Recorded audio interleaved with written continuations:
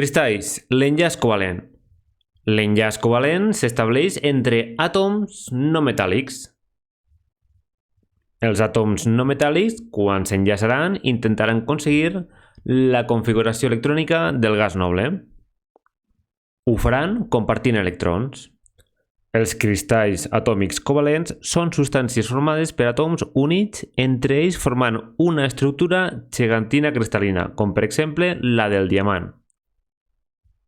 En el diamant, aquí representats els àtoms de color negre, cada àtom de carboni, per exemple aquest d'aquí, cada àtom de carboni està unit a 4 àtoms de carboni més mitjançant enllaços covalents. Per exemple, aquest àtom d'aquí està unit a aquest i a aquests 3. 4 àtoms de carboni més mitjançant enllaços covalents.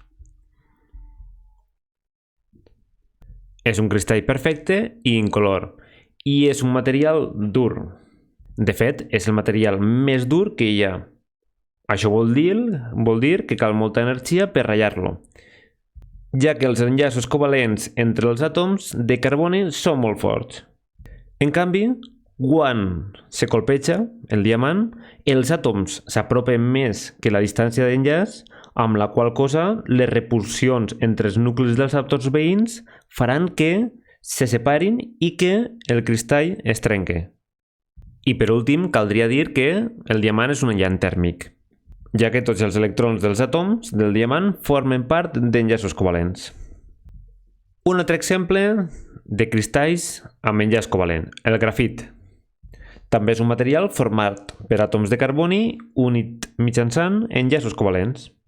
Però la diferència amb el diamant és que només té 3 dels 4 electrons de cada àtom formant enllaços covalents.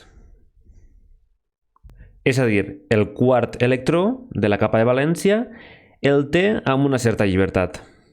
I per això el grafit condueix el corrent elèctric. I per acabar, un últim exemple, com seria la sílice, el quars.